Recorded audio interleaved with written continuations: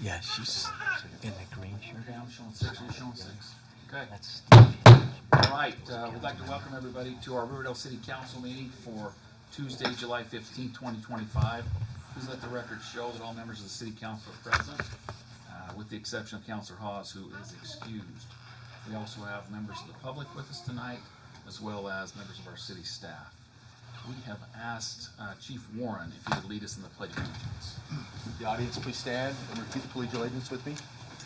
I pledge allegiance to the flag of the United States of America and to the republic for which it stands, one nation, under God, indivisible, with liberty and justice for all.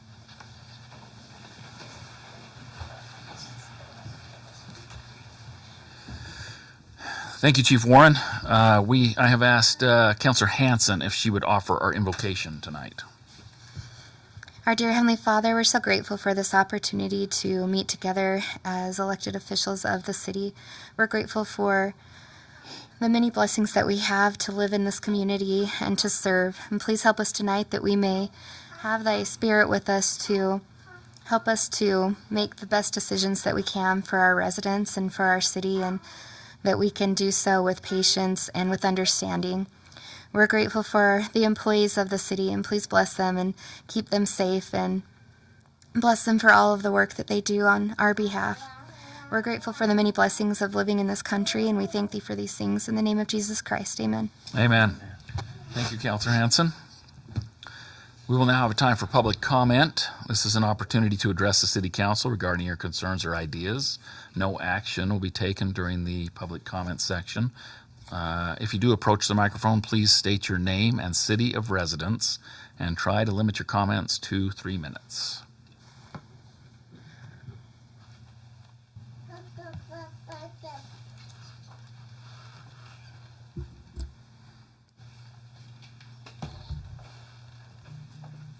Hello, can you hear me? Okay. My name is Aaron Pfaff. I live here in Riverdale off of 4200. I try not to complain unless I have a solution, and I think I've come up with a solution. During COVID, I ended up working at home a lot, and to break away from the monotony, I would go on walks every day. I love walking now. I'm still fat, so I still walk. One of my favorite routes was walking down crossing 4300, taking 4300 across 700, over past the kayak park down the river. I do that during lunch every day. Still try to do it as much as I can. And I have noticed a lot of people use that access point over by the kayak park when they're walking individually, their pets, families, kids riding bikes. I would like to see a crosswalk put in at 4300 and 700 across the road going east and west. In fact, the other day, it's probably been there for years, but the other day I noticed there's actually a street light there. So put the crosswalk under the street light. This came to my attention more so this past February, I think it was. I sent my kids off to school. They went and waited for the bus. I was drove down 4300 and noticed at 6:30, 6:40 that there are kids crossing the road from the east side of 700 to the west side where the bus stop is. So they're crossing from the forested area over across 700. No crosswalk. Well, the light's there now. I guess I don't know how long it's been there. No crosswalk, and that is a high-speed road. So I'd like to recommend that the city put in a crosswalk. Thank you.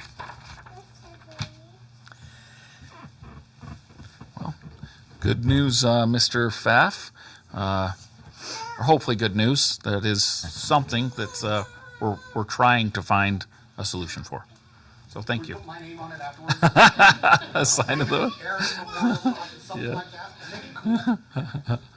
Thank you. Any other public comment for tonight? All right. Seeing none, we'll move on to presentations and reports. Just for the mayor's report, just one thing. I just wanted to thank the city staff for a successful Old Glory Days celebration. And luckily we have a lot of you guys here tonight, so it's a great night to do it.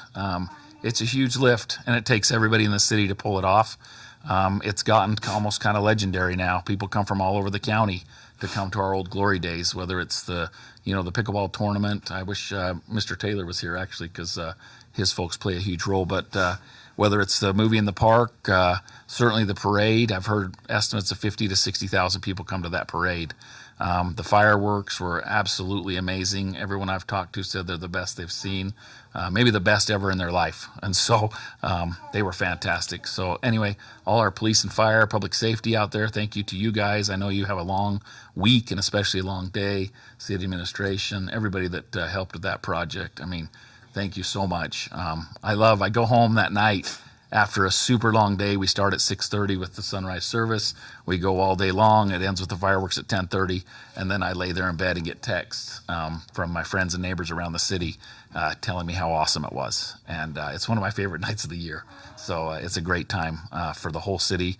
And so all you guys should definitely feel some pride in how that came off. So it came off just perfect again this year. So that's all I have for the mayor's report. We do have some promotions tonight, which is kind of exciting. I have a feeling that's why some of these people are here. Mr. Brooks. Thank you, Mayor. If I could, for the record, did we mention that Alan's online? Oh, Just so we make Councilor note of Arnold that. is joining us via telephone. Yeah. Okay. Thank you. All right. Yeah. So for the last couple months, some of these have been trickling, and we knew this was coming, so we tried to set this for tonight so we could do them all at once. Before we do that, there's one that's somewhat related to this. He doesn't know we're even doing this, but I think we had briefly mentioned this to you previously, and I've talked to Chief Hennessy, but I'm going to ask him to come up to the microphone and just give a little brief description of one of his guys that we were able to attend not a memorial, but an award ceremony in regards to this. And I think it's important that people hear this because a lot of times these guys don't get recognition every day for some of the things they do. And even though this wasn't while he was on duty, it's an incredible story. So, Chief Hennessy, why don't you just kind of fill everybody in on that part of it? Thank you. Just June 26th, we went down. I was notified by the Utah State Fire Association that one of our firefighters was to receive an award, the Medal of Valor. And that person is Steve Wetton, who recently has been, we're promoting to captain. And just a brief summary of what went on down there. He was attending a family wedding, and they had one of his little nephews slipped into one of the canyons down there. They were just playing, and there's looked like a little steep canyon with a creek coming down. Not a creek, it was a river. And judging by the pictures, I haven't seen it, just the pictures. But I mean, if you can visualize like the worst case scenario, like in any cartoon, you've got someone flailing in the water and there's naturally a waterfall at the end of it. And that's this situation that happened. I guess the family looked around and they're trying to figure out where this young nephew went, and he was in the water going down, and without hesitation, Steve Wetton jumped in, sustained some injuries that he refuses to acknowledge, and he was sore for a little while after that, pretty bruised up and banged up, but anyway, he hit the bottom of this canyon, and he was able to latch on to his nephew, hold him to the side of the rope, and hold him to safety so they both did not literally go over the falls. And until the local fire department showed up, and they did some low-angle rescue operations and were able to hoist them out. So he was recognized down there. Mr. Brooks attended, along with some of us from the fire department, to support him down there. It is a prestigious award. They only give one out in the calendar year, and we were lucky to have Steve be able to receive it. And I think it's just a good representation on the quality of people we have here at Riverdale and with the fire department. Their conduct on and off duty is a good reflection, and he definitely made a good impact on the community, on the fire service, with his actions. And to him, he just, if you ask him about it, it's just anyone else would have done it. And looking at the pictures, not everyone would have done it. So, but definitely he needs to be recognized for that. It's notable, and we appreciate him, and just wanted to give a good summary on what the employees are doing here and good people we hire.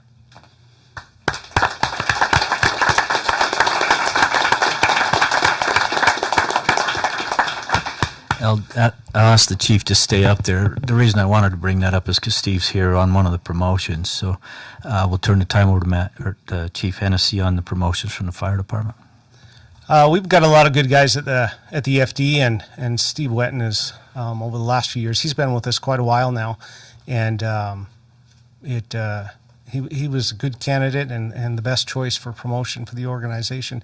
And we're gonna do a little badge pinning for him, and I'd like him to just kind of introduce himself and say a few things. I mean, he's been around a while, but it's always good to refresh everyone's memory of, any demographics about him. So hi, Steve, and I believe Jessica, his lovely wife, is gonna pin.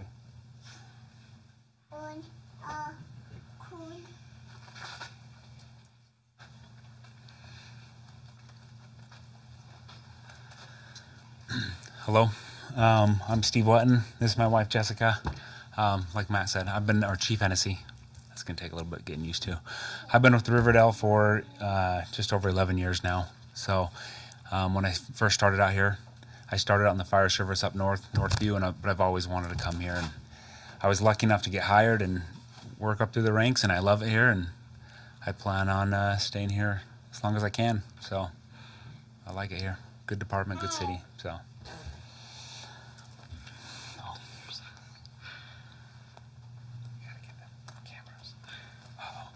I'm gonna take the pictures.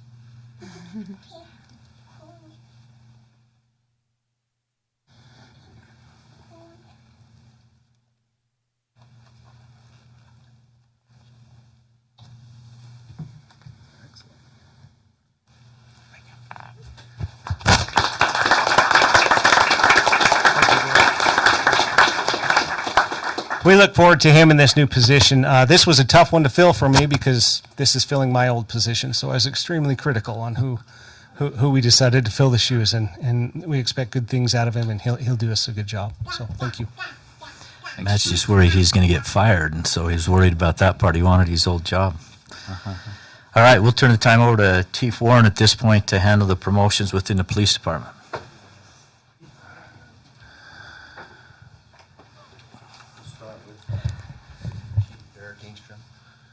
All right. So honored here to be here today and to see Derek be promoted to the assistant chief. He's had a great career with Riverdale City. He's been with us for 16 years. He's got 19 years total. He started off with Morgan County, did a few years there. But during his 16 years here, I've never handled a complaint on Derek. Not one time. Anytime he's assigned something, an issue that I assign him, I don't get complaints, I get feedback of what a great guy he is.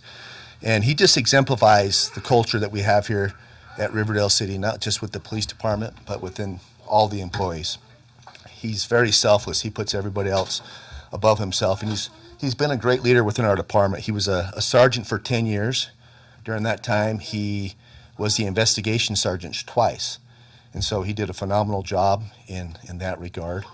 And we're just lucky to have him. I also want to thank his family. He's got a lot of family here, which you can see is very supportive of him. And he sacrificed a lot for Riverdale City. He's willing to risk it all. And his family sacrificed a lot as well. And so I believe they deserve a lot of recognition because he wouldn't be here today without them. Even though he does a great job, you can't do it without your family, and he's got a great family. So let's just give his family a round of applause and him.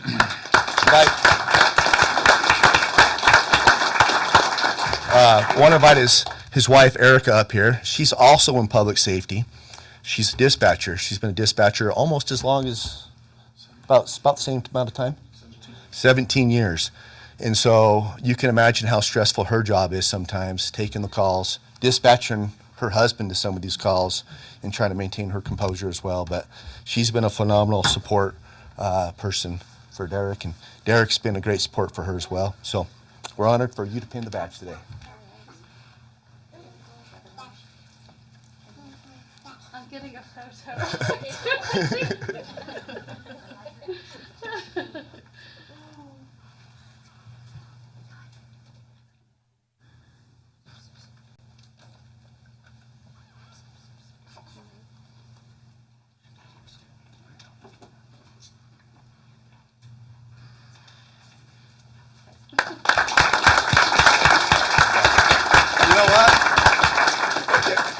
got a lot of man of many words, but let's have. Thank you. Good job, Derek. And Chief Warren, could I say something there? Yeah. And I'll take up his time right there, but I was able to be a part of this interview process on Derek, and I was looking forward to meeting his wife because we had a real I'd never seen that in all the interviews that I've ever done in my whole career.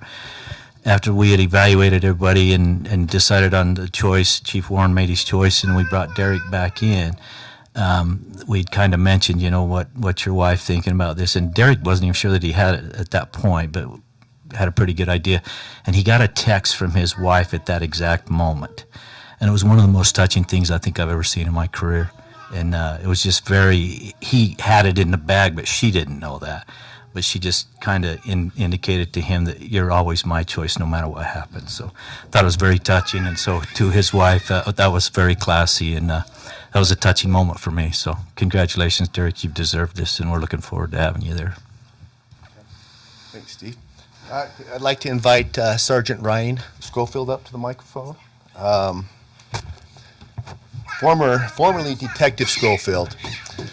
He's been with us for 9 years, almost 10. Spent a few years at Weber County as a correctional officer and a little bit of time at Syracuse PD as an officer there. But the entire time Ryan has been here, he has been nothing but a pleasure to work with and a fun guy to be around.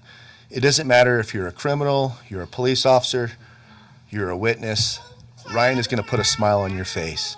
And he's been very, very instrumental in our investigations division. I'd say this last year and a half has probably been their record for serious crimes that we've had in that short amount of time. And he was a very big part of the success in that unit. And I've just really watched him excel. He's just been a great leader long before he was a sergeant. From the day he got here, he was a leader. Matter of fact, this is probably true. We had another guy that was a fighter that said he could tap me in 30 seconds. He wasn't quite 30. He did tap me. Ryan said he was going to beat the record. We haven't done it yet. I think he would. He's just as a nice a guy as he is. He's just a tough guy, and he gets the job done. As you can see too, he's got a lot of family here. He's got a great wife, Tacey, and a daughter that he loves. I mean, she comes in the office weekly to support Ryan in what he does, and he also wouldn't be here without the support of his family. His parents, he loves his mom and his dad. Sometimes I feel bad for him because he tells me the jokes that he plays on them. I'm like, oh man, even to this day. But he does a phenomenal job, and so we're just honored to have him as a sergeant. He's fully engulfed into the culture of this city and our police department, and we've got a good thing going here. As you can see, not just with the police, but with the fire department, the support that you have for your public safety officers and firemen. I think that's an honor. It's a good reflection of the people that work here. So just want to give Ryan and Tacey a round of applause and his family again.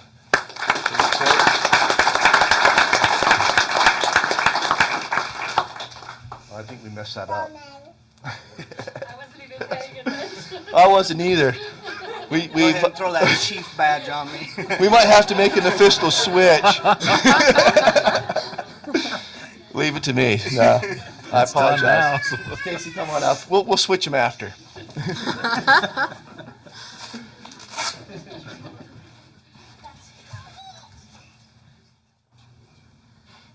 And his daughter.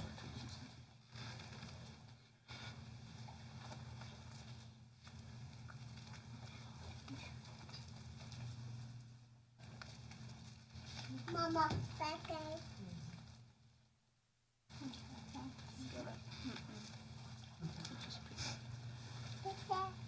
Those things are impossible to put on the vest. Looks good. Give him a round of applause.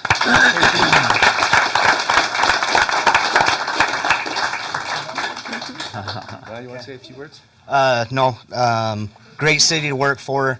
I'll be here the rest of my career, so I look forward to being a leader here and teaching all the up and coming officers the way Riverdale is, and have fun. And we always have fun at work, but kick butt at the same time. So glad for the promotion.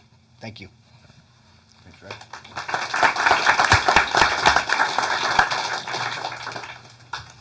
you want to move into the next one? Or? Just one thing I want to say real quick. I mentioned how much I love Old Glory days and that night getting those texts, but this is right up there, seeing these guys move up through the ranks and promoting from within and giving those new guys a chance to do things, and seeing guys that have been here for a while moving up into those new positions. That makes me so happy. And I, just like you said, with now Captain Wetton, we do have the best of the best in Riverdale, and I will tell every mayor that I go to a meeting with that we do, and we let them sort through the rest, and when someone rises to the top of their department, we usually start looking to bring them over to Riverdale. So anyway, we're glad we have these guys, and we really do think the world of them. So we're thankful for all you guys do and the great job you do. So thanks. All right, yeah, we'll turn the time over for to Chief Warren for, or Mr. Yeah, Roach, why don't no, you go we'll just ahead keep with- him up there since he's up there. So go Since ahead. he's up there, we can do the swearing in. Officer Foster, come up here, please. So, okay, so Officer Foster, I kind of joked around with her. I shouldn't say this, but it's true. She's kind of an overachiever. We scored when we hired her. She has met anything that you could possibly do at a young age, she's accomplished, whether it was graduating college about as soon as she possibly could just after high school. She was one of the very first people to be certified as a police officer or corrections officer in the state of Utah at the age of 18? 19. So they redid that program where you could start as a correctional officer at 19. She was one of those first groups. As soon as she was eligible to move to a peace officer status, she became a APNP agent where, again, that's a tough thing to accomplish from that to that. I mean, every milestone that you can hit, she hits it. And a homeowner, very, very intelligent, very bright. And she's about 4-5 weeks into her FTO. She's doing a phenomenal job. She's just a pleasure to be around. And so we're excited to have her here as our newest police officer. And so we'll do the swearing in. I'll have Michelle swearing in. Unless you want to say a few words. So, okay. And she's also got her fiance here, Mr. Cutler, last name's Cutler, Garrett, correct? Yeah. He's also a really good support for her. I've had the opportunity to meet him, and we're grateful that he's here as well. So.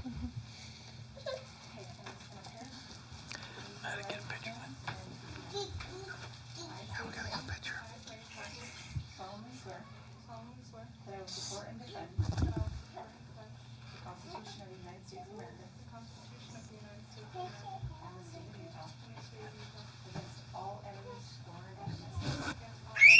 And I will discharge my duties as Riverdale City Police Officer.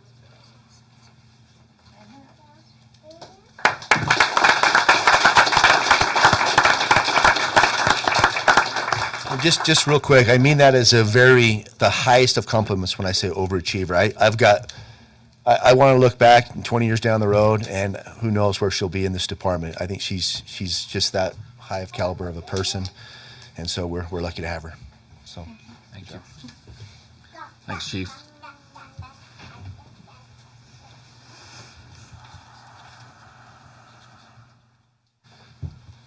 it's okay, Pete.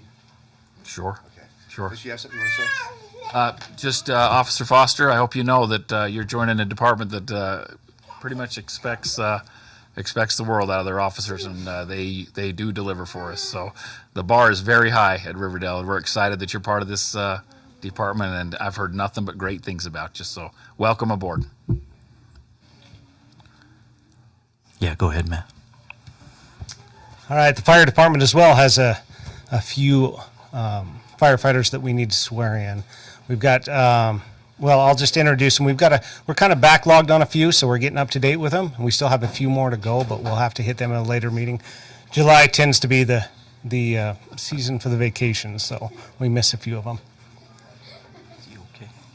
You hit that TV. We'll let a little clear out. And That's fine. I'll bring Yep, them in. That is fine. Yep. I think they're out in the foyer anyway, so. And unfortunately, we can't close that door. So you might want to invite your other firefighters in, though. Now that there's some seats for them, that'd be wonderful to have them all here.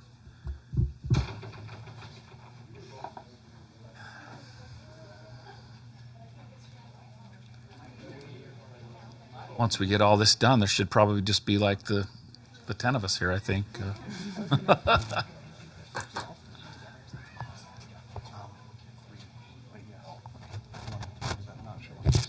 Yeah, 3, that'd be together. Good.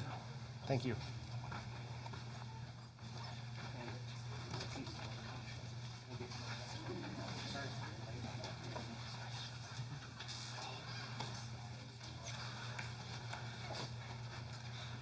All right. I think we'll get going here. Casey Jeffries. And I am going to put the pressure on them and have them do the introduction because I like you guys to speak to them. So, my name's Casey Jeffries. I'm a firefighter here. Came over from Roy after about a year. I've been in the fire service 2 years full time. Before that, some years wildland volunteer. Married, no kids. Okay. perfect. Thank you. We're lucky to have Casey. He's been doing a good job for us. He's been here a little while. We're just trying to get caught up with this. Next one we'll have Brock Martin.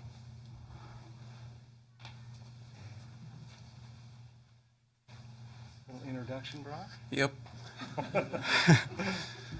Hello, I'm Brock Martin. This is my first full-time fire job, and I'm very appreciative of all these guys for teaching me all that they know. I've been treated very well. Did they write your talk? Yeah, so thank you. Brock is a guy of many words, as you can see. So he's new, he's fresh. We got him out of the academy, and he's hit the ground running. So blank canvas, and he's got a lot of potential. We're grateful to have him. And now we'll go with Nick Candage. My name is Nick Candage, as stated. Been at Riverdale for about 5 months now, coming over from West Valley, about a year and a half full time now. And I've been astonished at the difference, or just how Riverdale treats their people, and I've been loving it so far. So, yeah, thank you. Yeah, Nick is probably he's our newest. He's definitely diving in, and it's a bit overwhelming, some of the education we're bringing him up to speed with, but they're handling it with stride.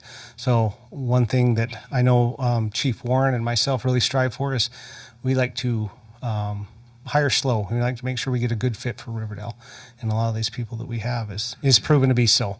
So we'll have them sworn in, and then after that, if you guys are good with it, we'll just have who you've invited to come pin the badge on you and be good.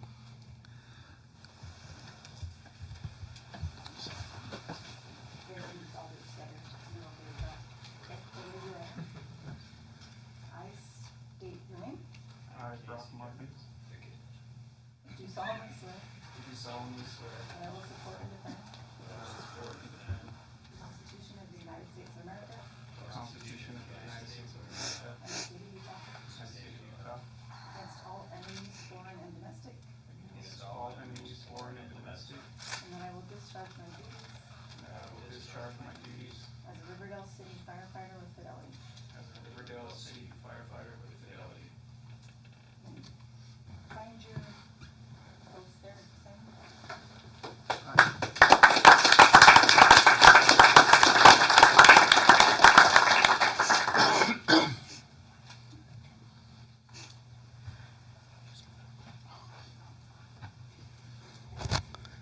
All right, and those who you guys have invited to come pin the badge on, will they step up?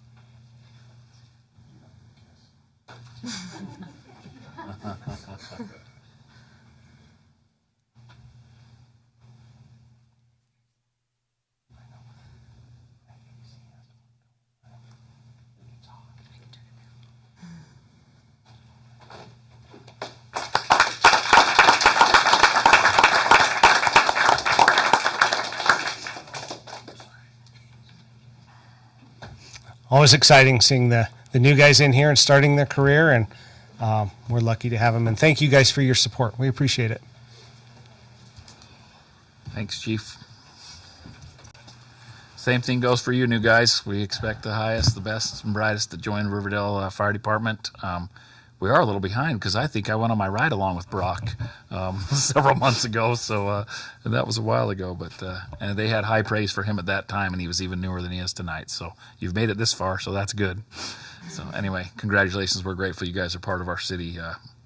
All right, let's move on to the presentation by the Davis and Weber Counties Canal Company. Mr. Cooper. Yes, sir. Thank you, Mayor. The Davis and Weber Counties Canal Company is planning a significant project on the south end of town. I provided some information in the packet, but we have invited Mr. Rick Smith, General Manager of DWCCC, to give us some specifics. So we'll turn the time over to him. Hi, good evening. I didn't think that crowd was here for me, that's for sure. So as you can see in this picture, there's some pipes that come down the hillside from our canal that we're in plans to replace. So next slide, please. There's a lot of history with our company. And this is just an overview of where this is located, just off of South Weber Drive and 1150. Is that right off the top of my head? We'll go to the next slide. So our canal company was founded in 1884. But in the early 1900s, we teamed with Utah Power and Light to do a power project. So from our canal, there's pipes that go down that hillside, across South Weber Drive, and then to that old power plant, which is still there. So here's some pictures on that left-hand side. You can see the canal under construction. The one I really like is that one on the right side, where looking from the canal down the hillside towards the Weber River. Next slide. Another couple other pictures. This one on the bottom left is actually down below, looking up the hillside there at South Weber Drive. And the one on the right-hand side is basically after 1940-something is when that road went into the base. That's looking, again, down to the Weber River. So, again, the plan is to replace those pipes. Next slide, please. So here's the condition of those pipes. As you can see, there's some wear and tear on them. They're 1910, 1912 era. They've got 100-plus years of life in them, or of use. So again, that steel is pitted and time to replace those.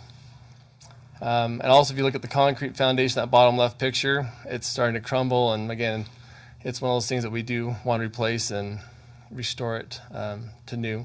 If you look at the bottom right, that's actually inside the pipeline, looking outward. So you can kind of see the pinholes. Again, over time, that steel does corrode, and so we want to make sure it's a viable system so that, again, in case of emergency and also just typical operations, we can dump our canal down that penstock to the Weber River. Next slide. So our first phase starts hopefully in the next few weeks. We're going to be clearing that hillside from our canal down to South Weber Drive, clearing out the debris, the trees, so we can actually get to those pipes. As you can see, they're barely even distinguishable with all those trees in the tree cover. If you remember on those previous pictures, there were no trees there in the 1912 era. So in the 70 time period, 1973 is when they stopped doing the power generation. I think since that time, there's been very little,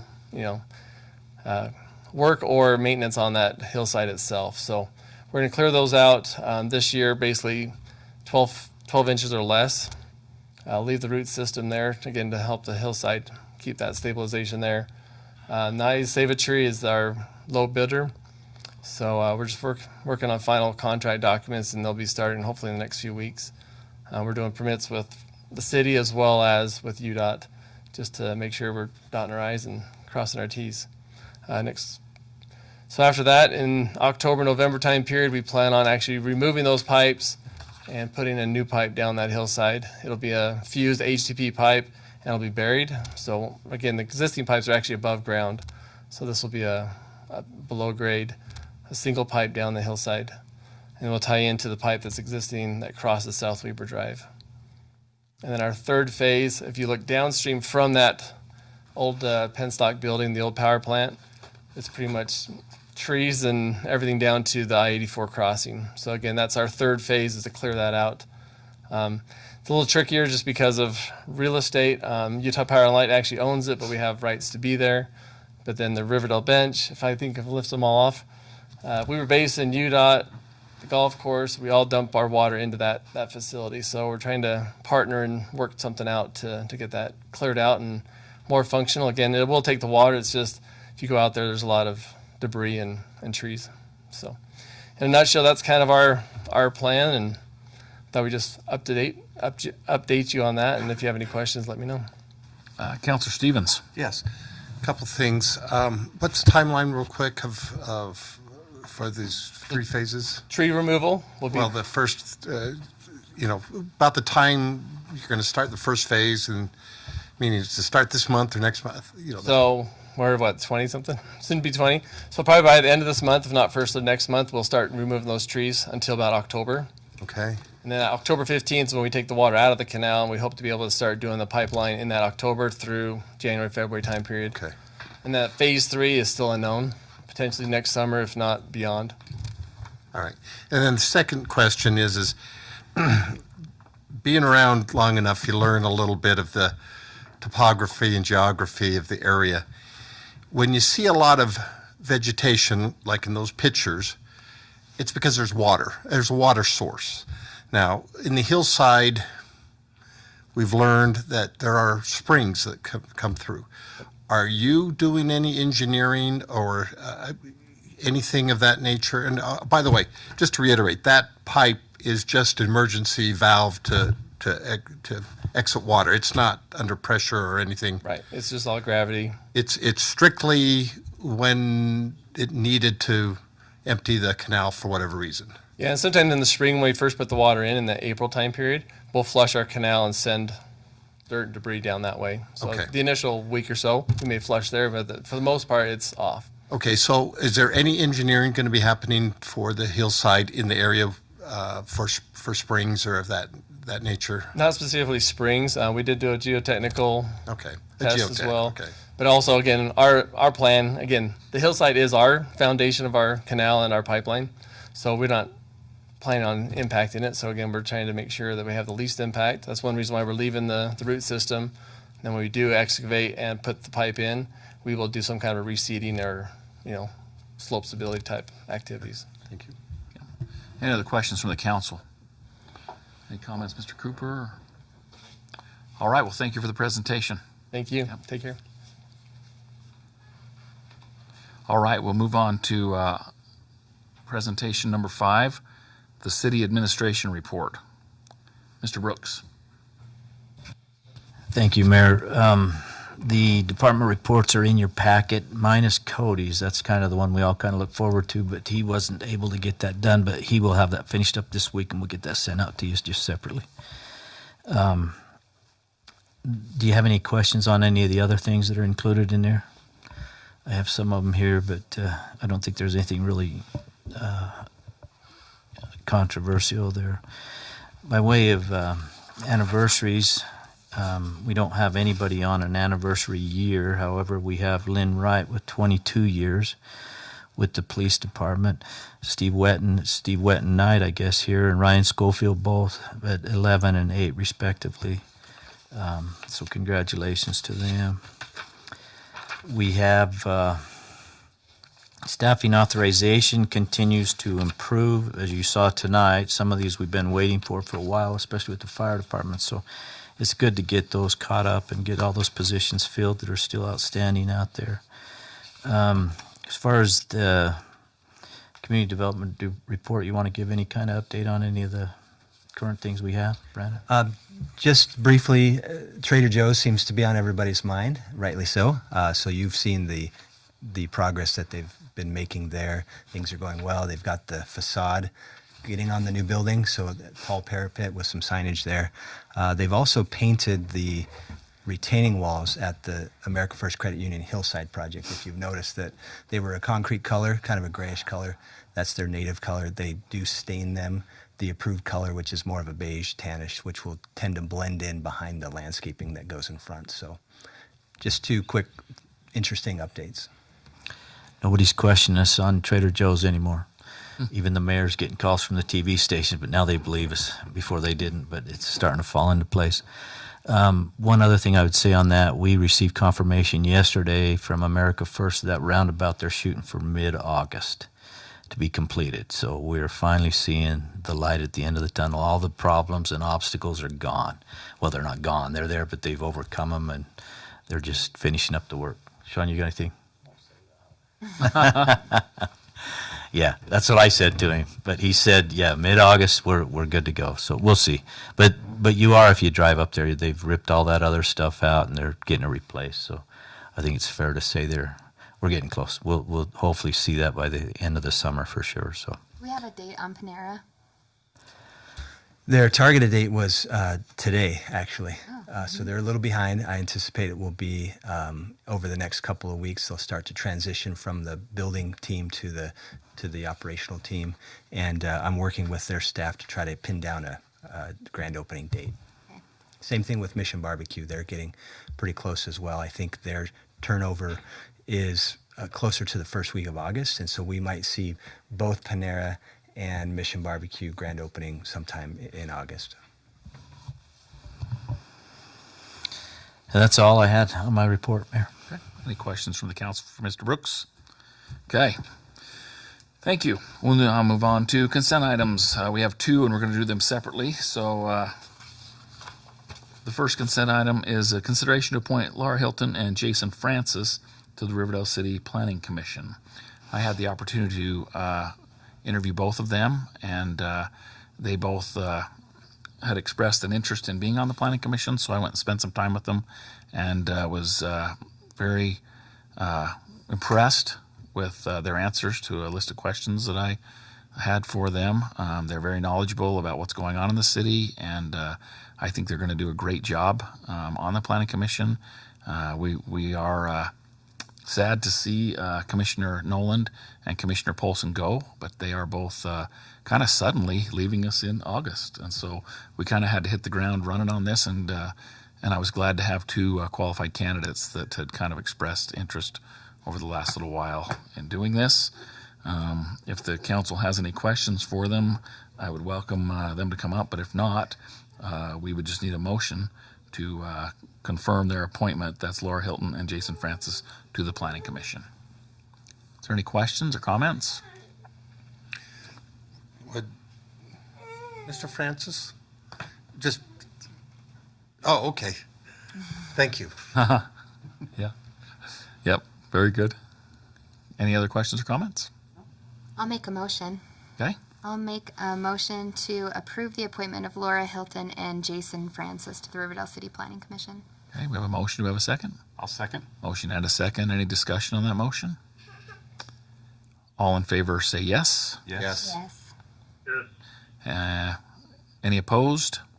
That passes unanimously. Very good. Okay. Welcome to the Planning Commission. We're excited to have you.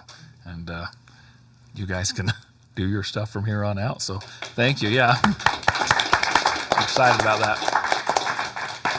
Very good. That will be exciting. We will, Mayor. Just for their information, between myself and Brandon, we'll get you materials and start getting you up to speed a little bit. So it'll kind of be like that fire hose training, at the beginning. But you'll catch on fast. But we'll get you up to speed. So we're looking forward to having you.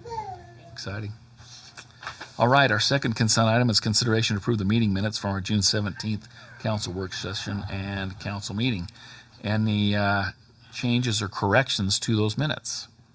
Seeing none, we would need a motion to approve. Move to approve the meeting minutes from the June 17th, 2025 council work session and council meeting. Okay, we have a motion. Do we have a second? Second. Motion and a second. Any discussion on that motion? All in favor say yes. Yes. Okay. And that passes unanimously. Very good. Thank you. We'll move on to action items. Number 1, consideration of resolution 2025-26, awarding the bid to Black Forest Paving in an amount not to exceed $1,084,636.85 for Mr. Douglas. All right. Yeah. Ready. It doesn't have the name of the project in there. I was. It's in the resolution, but It's the road improvement project. It's on the top of the executive summary as well. Gotcha, yeah. Okay. Very good, Mr. Douglas. Thank you, Mayor. So we did a bid opening on June 12th. We had 3 bidders on this one, which was down a little bit from our previous project, but it's not surprising. There's less road contractors than there is like underground utility contractors. We have not used these gentlemen before. We had CEC doing a pretty extensive check on them with other cities. They've mostly stayed down south, so Bountiful South pretty much is where they've been working, but they have worked with a lot of cities down there. The reviews was good. It'll be a great project. Street projects are always kind of fun for us because they're a pain, but the people actually see something. Our underground projects, we go in, we tear everything up, they never see anything because it's all buried. The street projects, you get to drive on them, you get to see something when it's done. So once it's done, we'll be excited. We hope to be done by October. There'll be some sidewalk replacement, some curb and gutter replacement, and then the street overlays on top of it. So if you have any questions, I'll try and answer them. Any questions for Mr. Douglas? This come in close to what you budgeted for this project? It did. Yeah, we was pretty dang close on what we thought. So good. And the money is already budgeted for, so there won't be any questions there. It's in this year's budget, so we should be fine that way. I noticed that Post was really close to the same, and we've used Post, but there was a calculation error or something that said, or was that right? Did I read that right? Yeah, it was still close though. Like it was within several $1,000s. Okay. Which that's hard because we know what we're getting there. Yeah. And in honesty, we're really a lot of this, not a lot, but there's some cities starting to give like a preference and doing a rating system. It's kind of an up and coming thing, so that when you have a good contractor, they can get a little bit of a preference, because sometimes it costs a little more to be a good contractor. I don't know what you do at home, but I don't always take the lowest bid. And so we're kind of looking and playing with that a little bit to see if we could come up with a rating system to maybe help some of the ones that are good, that it maybe a few $1,000s might be cheaper in the long run. Sure. So. Well, we'll keep our fingers crossed about Black Forest. And their reviews were good. So yeah, maybe their first they'll time. be our new best. Next time we can say we've used them before. So yeah, hopefully it's a good future with them. So, any other questions or comments? Seeing none, a motion be in order. Move to approve resolution 2025-26, awarding a bid to Black Forest Paving in the amount not to exceed $1,084,636.85. Very good. We have a motion. Do we have a second? I'll second. We have a motion and a second. Any discussion on that motion? Ms. Maragoni, will you please poll the council? Counselor Richter? Yes. Counselor Stevens? Yes. Counselor Hanson? Yes. Counselor Arnold? Yes. All right, that passes unanimously. Thank you. We'll move on to item number 2, consideration of resolution 2025-27, awarding a bid to Hanson Planning Group for a comprehensive development code update. Mr. Cooper. Thank you, Mayor. As mentioned, we're recommending that the city enters into a professional services agreement with Hanson Planning Group to lead us in our comprehensive code update. This is a project that we've alluded to with the council on a number of occasions, the need to revise and update and really innovate our Title 10 zoning and development code. Hanson was one of 2 proposers in our solicitation. We opened it up for solicitation, and we had Somas Group who helped us with our general plan, if you recall, and the Hanson Planning Group. It came down to our budget, and so Hanson fell in line more with what our budget would allow. And so we're ready to get started, subject to tonight's action. The budget was approved, or the money was approved in the FY26 budget, so it's already set aside. We're ready to go, subject to your decision tonight. Any questions for Mr. Cooper? And then this is just for the planning section, the planning and zoning? Right, just Title 10. There is likely to have some touch points with other parts of the code, Title 8, which is some of our public works code, and maybe even Title 4. So we're anticipating the need to fix and to correlate some of those other things. But this will be an 8 to 10 month process, and we'll try to, and the Planning Commission will be at the tip of that spear, but we'll bring the City Council along as well, so that you don't just get the full code dropped on on your lap at the last day for approval. We'll try to incrementally bring you the updates and the revisions for your input and feedback, and maybe even incremental approval. This is a lot to spend, but at the end, we will have a code, Title 10 or whatever, that's completely compliant with all the new state laws or state regulations, that matches with everything we need to be doing, right? And so hopefully it'll be something that'll last a long time. As I looked at their map, there were lots of little dots about where they had helped, but when I looked at the list, I didn't see any big name cities. I don't know. Are we pretty comfortable with them going into this? I made a few phone calls to some of their past clients. They had great recommendations. They are a smaller firm. There's only a few of them, as opposed to maybe a whole team that is multidisciplined. But the cost reflects that. The second proposal was 3 times as much. Oh, wow. Well, not quite 3, almost 3. Yeah. And so I think it's a right size for what we're trying to do.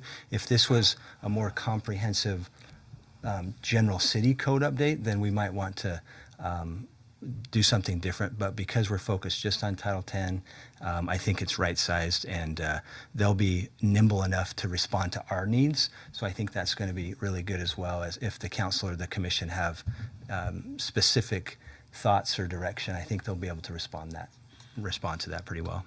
Okay. All right. If there's no other questions, then we would need a motion.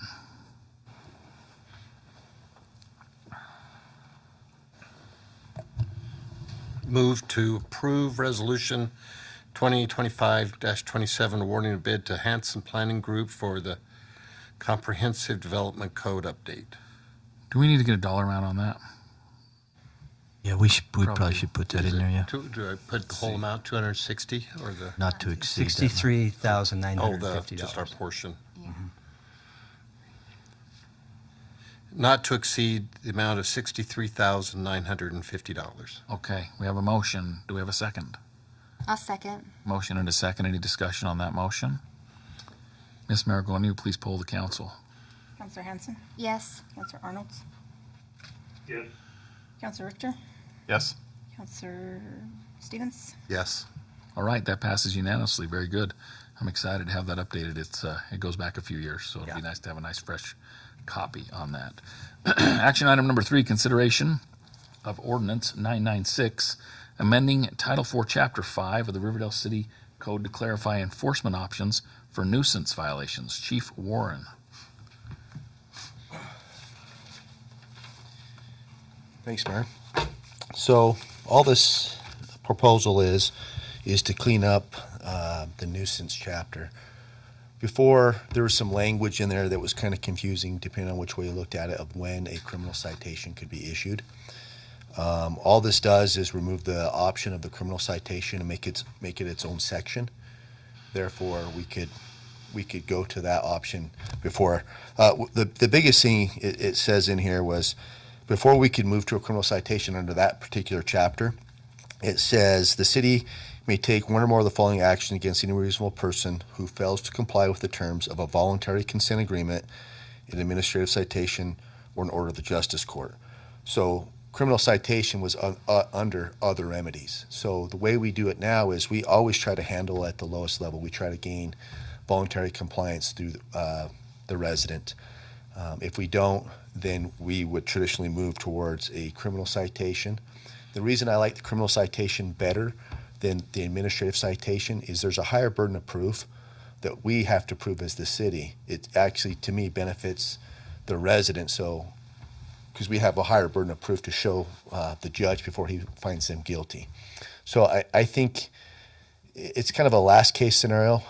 We've only issued a couple citations over the last couple years. It's usually where people just refuse to enter into an agreement to resolve the problem. A lot of times there's a difference of opinion. And so it's important that if there's a difference of an opinion between the city and maybe code enforcement and the resident, that a neutral fact finder or trier of fact, which would be the judge, can hear the case and then decide if it's a violation or not. So that's the proposal. It just kind of cleans up the language. So if it moves to a citation, it's more clear. So any questions? Any questions for the chief? All right. If not, a motion be in order.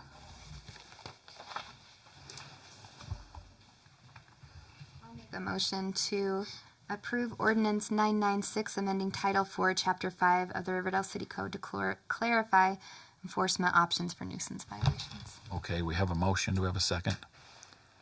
Second. Motion and a second. Any discussion on the motion? Ms. Maragoni, please poll the council. Counselor Arnold? Yes. Counselor Richter? Yes. Counselor Stevens? Yes. Counselor Hanson? Yes. All right, that passes unanimously as well. Very good. Thank you. Action item number 4, 2030 committee meeting discussion. We do not need to have that discussion tonight, so we will skip that item and move into the comments section. Any comments from the city council for this meeting? I just ask a clarifying question about our change to the garbage cans. I just saw some comments recently on social media. I know that we changed it so that if someone wants a second can or a new can, they have to pay the full price. I couldn't remember, was that because of inventory issues or issues with storage? I couldn't remember exactly why we needed to do Come that. up, Mr. Douglas, yeah. A lot of that was just due to the cost, and then also that we had people that would just do 6 months, take it back, 6 months, take it back, like seasonal type use. Mm-hmm. And then the other problem with that, when that comes up, is then when we take that can to somebody else, well, I'm getting a used can. I don't want a used can. And so then it was a cleaning issue, and we don't want a used can when we want a new can. And so it just solved a lot of issues. We're still sending out a lot of them cans, but it just reflects the charge back to the person that wants it. If one guy wants 4 cans, one resident is supplementing him based on his need, and this way they're paying for their own cans for their own needs, and we have people that have 2, 3, 4, 5 cans. And so when it's taken off billing, like if they decide they don't want 4 anymore, they keep the cans, but they just can't put them out, and it gets caught in like the audit or something like that. Okay, that's all I wondered. Thanks. Very good. Yeah. Mayor? Yeah, Councilor Arnold. I have a question for Sean as well. Okay. Just curious if the waterline project behind Good Foundations is going as it should. It seems to be taking quite a while. There's days that they're not there, but that everything's torn up. So just curious if we're concerned at all. No, actually, it's pretty much on schedule. There has been days like over the last 2 weeks, so they had the main line put in, and then we go into the testing process. So they have to do pressure testing, they have to do chlorine testing, and then we go into a bacteriological testing to make sure the pipes are clean and that the water would be safe to drink. And so that takes almost a week just in bacteriological testing. And they can't do anything with it while all them tests are going on. So they're back installing services now. They actually passed all their tests. They did the first tie-in to our existing main yesterday, and now they'll start tying the homes onto each line. But all the main lines installed. There's still 2 more connections that'll take place to the existing mains on the outskirts of the project. But I think it's going well, and we expect to be paving in about 30 days. Sounds good. Thank you. Mm-hmm. Any other comments or questions? Any comments from the city staff? I got a couple things, Mayor. I was going to mention the Old Glory Days as well. Rich always does a great job, but the mayor covered that quite well. We also had our celebration last Friday for the senior center over there, and we appreciate the mayor showing up and Bart. There were some representatives on the state level that were there, and we were able to discuss and have some good conversations with them that about our lack of funding from the county and looking at some other approaches. So I think that was worthwhile as well, just having them there and seeing. Ironically, Larry Hansen was speaking, and he made the point that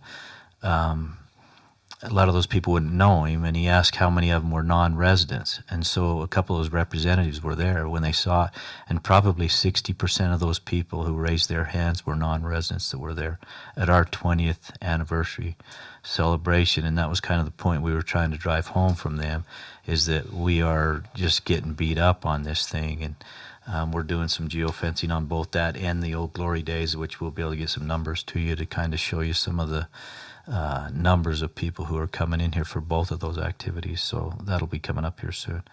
But again, we appreciate your help on that. As a reminder, we as staff have a training tomorrow. You're all invited to. That's at 11 o'clock up at the park. We'd love to have you there. This is just kind of the one we do in the summer, not some serious training. We are going to go over some fire stuff and different things, but we like to have all the representation from you all if you can make it. We also, this is kind of where we kind of thank you guys for, how the budget process went and everything. So we'd love to have you there on that. Just as a reminder, well, let me cover one other thing before that. We are kind of in a battle with UDOT on on 4400. And initially when we had entered into some of these discussions, we were only talking about 4 to 10 days of closure. Suddenly that's grown drastically, and our initial reaction was 14 months, you got to be kidding me, is kind of what they're implying to us, because they've come up with a different way to build it on site, but to do that they've got to close the road down. Sean responded back to him and said, no, we're not agreeable to that kind of thing. That kind of hit the fan late last week. I haven't even had the chance to talk to Sean about this. The county's gotten involved, and we've got meetings set up with UDOT and everything. So I don't know where that's going to go, but there is a possibility that could get shut down for an extended period of time, even against our wishes. So What point to what point? the whole bridge area from end to end that's getting done. So from the roundabout across I-15, it'd be completely shut off. So even our new road at America First gets open and we still can't use it. So at least for those time periods. Okay. Yeah. We don't know. We have a meeting. Sean's been working with them. We'll have a meeting with them. But the county, it could be a good thing financially for us because it apparently would save a lot of money. But I don't know. It's just really frustrating when you deal with UDOT. We've met with them on the islands going down Riverdale Road. I mean, there's a lot of battles going on right now, and it just seems like as much as we fight, they don't really care for what we think or where we're at. So we'll keep battling that one. But that could be. We'll keep you posted on it as we know more. But we've objected to everything at this point, and we'll see where it goes. Just one other thing I would say for those of you who are running, just remember to review your rules, especially campaign signs. This is that time of year where they start popping up all over the place, and our code enforcement Steve gets really busy having to pick up signs. So make sure you're putting them in the proper places and keeping Steve focused on other code enforcement things other than that. I just do that as a reminder. So far, I haven't noticed a whole lot of problems, but we always run into it every election year, and it's hard for us. We don't want to get involved in that, but we have rules in place and we have to follow them. So other than that, I think that's all I had, Mayor. Okay. Anyone else?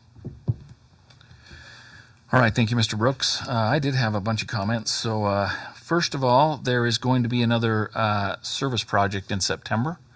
And so I just want to let the council know, kind of keep an eye out. Our code enforcement, Steve is working with Ken Schock, is kind of a representative from the Church of Jesus Christ of Latter-day Saints. They're going to be one of the lead groups that helps with that service project, but obviously anybody in the city is welcome to help. We'll be reaching out to other entities to volunteer as well, but they are looking for projects. And so if you have friends or neighbors that could maybe benefit a little bit from some assistance with, a code enforcement issue or something, get a hold of Steve May or me or Chief Bourne or anybody. Just get the word to us, and we will kind of coordinate that. If you have those properties in your neighborhoods that need that help, and if you wanted to reach out and even offer that assistance on your own, just let them know that the city has some resources to kind of devote to that. And if you want to work with Steve, he's fantastic at it. So anyway, okay.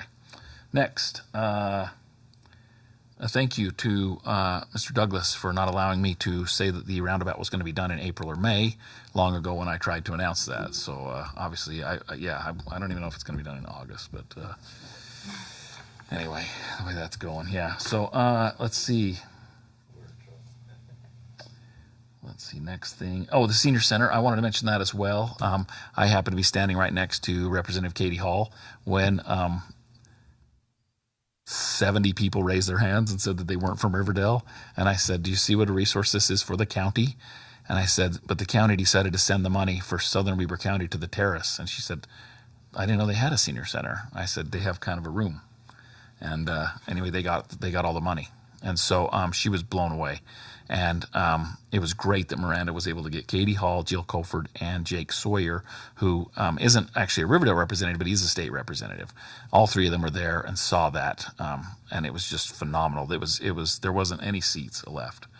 I couldn't believe the report. We serve 1,100 lunches there a month. It's crazy. In my conversations with Jill afterwards, I mentioned, how many people are from all over Weber County, and somebody else said in Morgan, and then Jill herself said, and from Davis County, because her parents come up to Riverdale. Yes. And they live in Davis County, so it was kind of ironic that they all happened to be there right then, so that was good timing for that. We have Representative Sawyer's working on getting us federal funds from Blake Moore for the senior center. I think Jill and Katie will definitely understand what we're trying to do and maybe look for something from the state. But it was great to have them there. It was a great event. It was super fun. Miranda had sent me a bunch of articles about how the senior center came about and stuff, and it was really interesting and fun to read the names that helped with that project, and it was great to see Larry Hansen there, the guy that kind of helped get it over the top, that suggested creating a senior committee, I think. Anyway, so that was awesome. I know our newsletter articles were due today, but I think it would be fantastic if we could get something in there about Captain Wetton and that award. Was that the state of Utah or Salt Lake City that gave him that award? It was the Utah State Firemen's Association. Okay, that's phenomenal. I think he'll hate it, but let's get a square in there that says our new captain, Steve Wetton, received this award from the Utah State, for saving a kid's life in a stream during a wedding or whatever it was. Like, that's crazy. Yeah, that was amazing. So if you need me to bully Angel a little bit about getting it in there a day late, just let me know. I won't give him lunch tomorrow until he agrees to it. Still working on it today. So yeah, we I'm still sure got with time. today being the deadline. So let's see. One other thing. I think that's it. So that's all I have. So with nothing, oh no, there was one other thing. I want to talk about UDOT for just a second. He mentioned the islands. So UDOT came to us last week and said they'd like to put islands down basically from the Spewey, from Interstate 84, all the way back to 1050 West, which is where the gas station was, the Speedway gas station, an island that whole way. And I watched these 5 guys right here, each just pummel UDOT with just data and information why that won't work and why it's so terrible. And I watched UDOT just say, well, we've done it before. We haven't really seen those things play out. I mean, everything these guys told them, they just basically said, no, you're not going to see people making crazy U-turns up between the Spewey and Maverick and getting in high-speed crashes and getting really hurt. You're not going to see all the traffic going out to those other, being pushed out to 1050 from Target. Mr. Cooper said, we have development out west happening. We have development out north. And if we make it hard to get to our businesses, people will just go other places.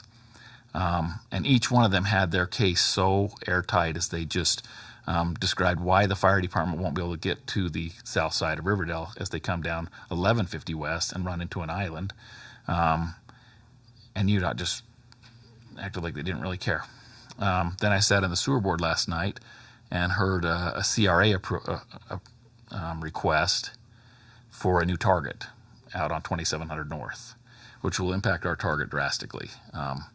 The mayors of those cities out north said their wives all come to our target to shop, so they all are excited that they can all the ones in the north can stay out there. And as we put in these barriers to access our businesses, it's just going to hurt us, Anyway, so just know that these guys are fighting. They're fighting the fights. Whether UDOT listens or not, I don't know, but we're doing what we can. So anyway, that's all I have. So with that, we need a motion to adjourn. So moved. A motion? Second. And a second. All in favor, say yes. Yes. Yes. Yes. All right. We are adjourned. Thank you. All right. We will now move into our Riverdale City RDA Board meeting for Tuesday, July 15th, 2025. Please let the record show that All members of the RDA board are present with the exception of board member Hawes, and we do have board member Arnold joining us via telephone. Do we have any public comment for the RDA board meeting? Seeing none, we'll move on to presentations and reports, which we have none.